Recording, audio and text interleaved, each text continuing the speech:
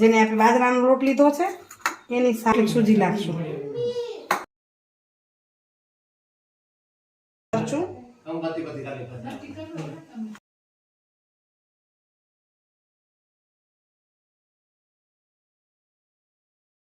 હવે એની અંદર આપણે 2 પાવડા તેલ નાખશું અને હવે એને કડક લોટ બાંધી લઈએ.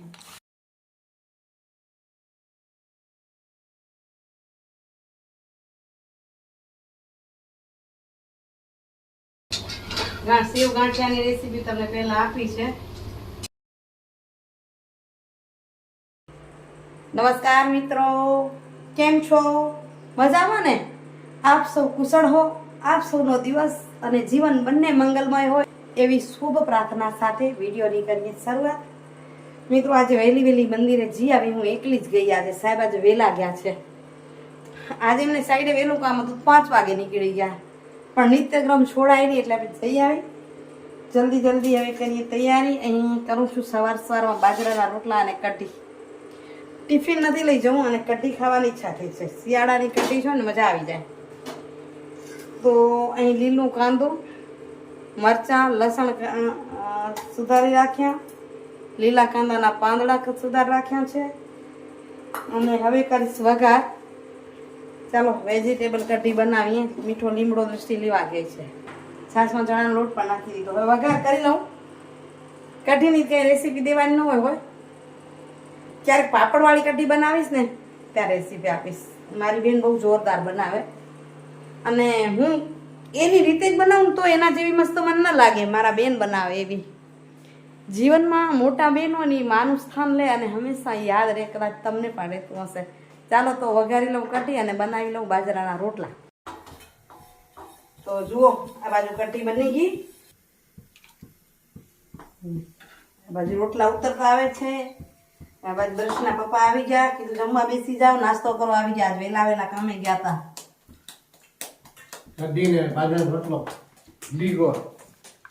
સવારમાં શિયાળાની કઢી ખાવાની મોજ હોય, મજા આવી જાય. શરદી થઈ હોય ને ત્યારે લસણ મરચાંની કઢી ખાવાની, છાશ નહીં પીવાની. શરદી મટી જાય, દવાઈ ન કરવી પડે. ચાલો કરી લઈ રોટલા. આજે પાછું જવું છે ગામડામાં.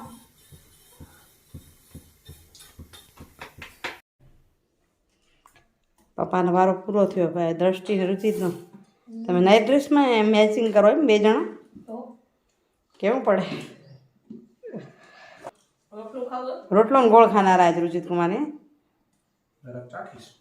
ચાખો કઢીને રોટલો ને ખાઓ. પપ્પાએ જમી લીધું. હવે દ્રષ્ટિને રુચિત બેસે, પછી મારો વારો આવશે. વારા પરથી વારો. સવારમાં ગરમ રોટલા ઉતરતા જાય, જમાતું જાય.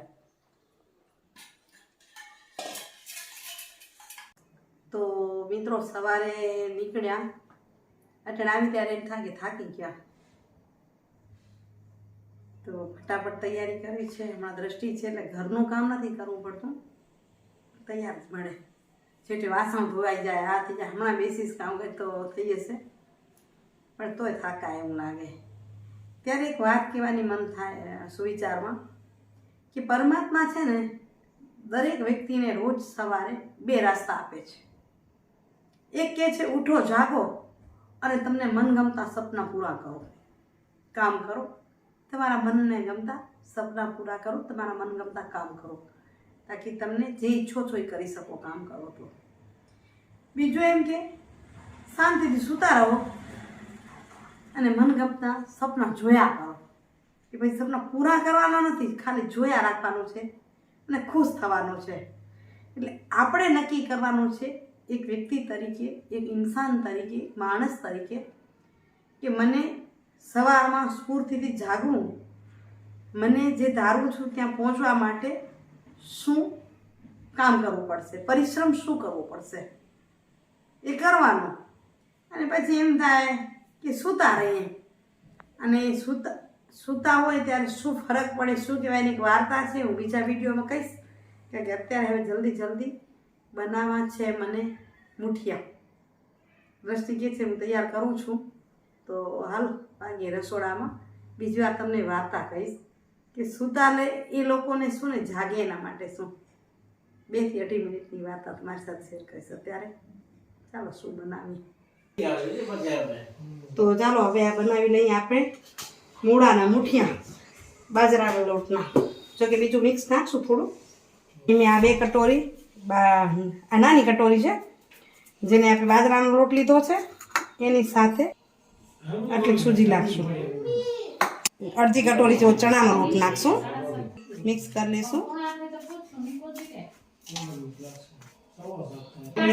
સેજ હિંગ નાખશું. તમે ન ખાતા હો તો સ્કીપ કરી શકો. હળદર,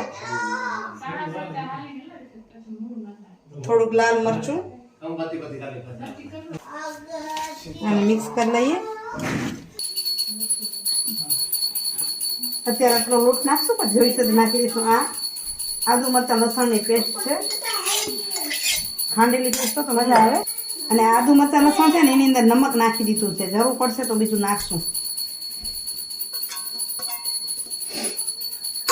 અને મિક્સ કરી લઈશું બધાને. એક કાંદું નાખ્યું છે, એક લીલું કાંદું નાખ્યું અને પાંદડા છે મૂળાની ભાજી ધોઈને સારી રીતે લીધા. આ સુધારી અને સરસ રીતે ધોઈ નાખ્યા છે, નિતારી લીધા છે. અને હવે આને ભૂસી લઈએ. પણ જરૂર પડશે એટલું પાણી નાખશું. પાણી અંદર 2 પાવડા તેલ નાખવાનું ભૂલાઈ ગયું. લીંબુ અને તેલ. અહીં 1 ચમચી એટલું જીરું નાખશું.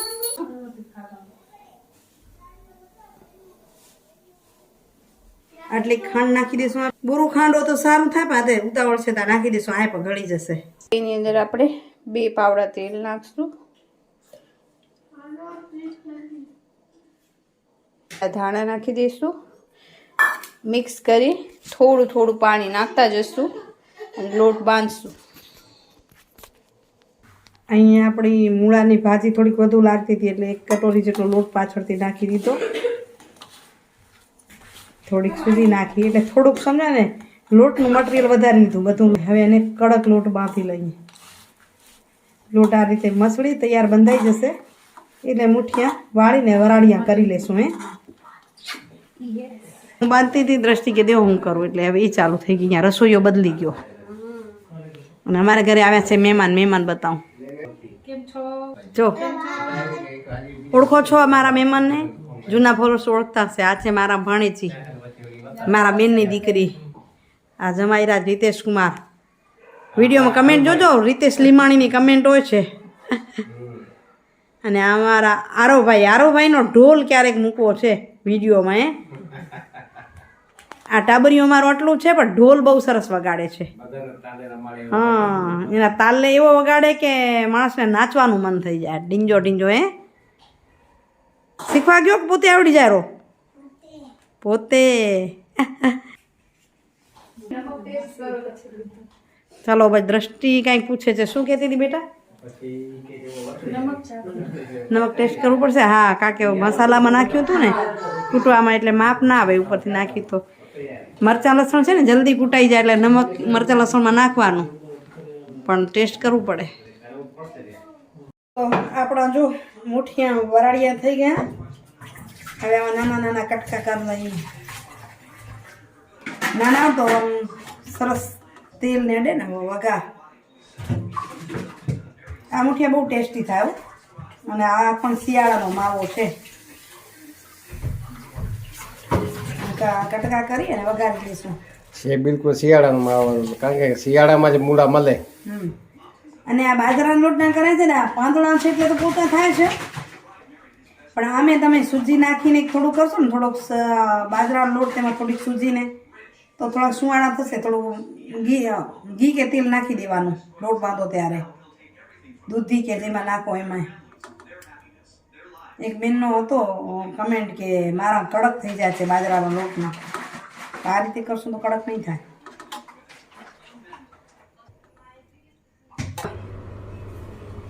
અહીં સુધારાઈ ગયા રાખી. અહીંયા મૂકી દીધું છે તેલ.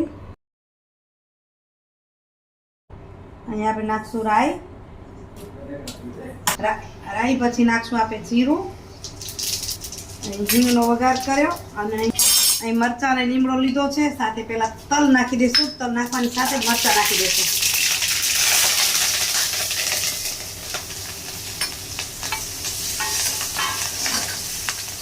તો આપણે આની અંદર આપણે એમ લાગે ને કે થોડુંક મીઠું ઓછું થયું છે તો વઘારમાં નાખી દેવાનું તો સરસ ટેસ્ટી થઈ જાય. અને એમ થાય હળદર ઓછી લાગે છે નાખી છે તો વઘારમાં હળદર નાખાય, નહીં તો એટલે તડકા જેવું થઈ જાય એટલે સરસ ઉપર તડકો ન નાખાય ને આમ વઘારી નાખવાના.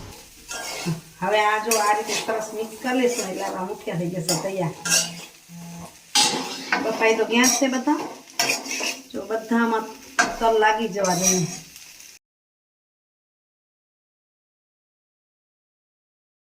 તો મુઠિયા થઈ ગયા તૈયાર અને દ્રષ્ટિ ને ઋષિત કુમાર બેસી ગયા અને બાપાને બેસાડ દઈ. આપણે આવી ગયા, આપણે પણ બેસી ગયા છીએ.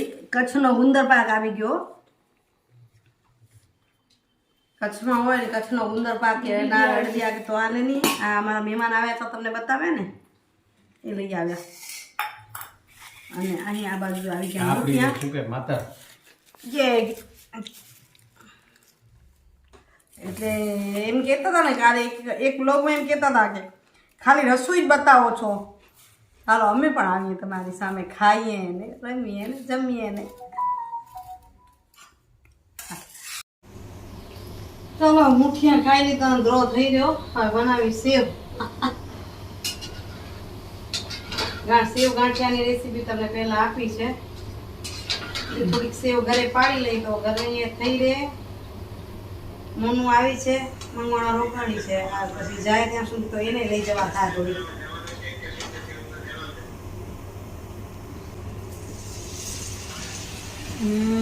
સરસ. તો આ રીતે જો સેવ પાડી લઉં, કારણ કે બહારથી લઈએ છીએ તો તેલ બહારનું આવે. અટાણે આપણે દ્રષ્ટિને પણ કહીએ છીએ કે બહારનું ન ખાવાનું, એમાં આપણે પણ ન ખાઈએ એટલે એ બનાવું. ને અનિલને પણ બહુ ગમે આ સેવ એટલે મેં કીધું બનાવી લઉં. રેસીપી તમને આગળ આપી છે, વિડીયોમાં તમે જોઈ હશે. ચલો ડબ્બામાં નાખતી જાઉં ને રાખતી જાઉં, તૈયાર કરતી જાઉં. તો મિત્રો સેવ કરીને મૂકીને વાગે છે 10. અહીં વિડીયોનું કરું છું એ નહીં. આશા રાખું છું કે આજનો વિડીયો ગમ્યો હશે. ગમ્યો હોય તો લાઈક જરૂરથી કરજો અને કમેન્ટ કરીને જરૂરથી કહેજો આજનો વિડીયો કેવો લાગ્યો. ફરી મળું છું સરસ મજાના વિડીયો સાથે. ત્યાં સુધી આપ સૌને જય શ્રી કૃષ્ણ, જય જય ગરવી ગુજરાત, જય ભારત અને જય હિન્દ. Bye bye. હરિઓમ.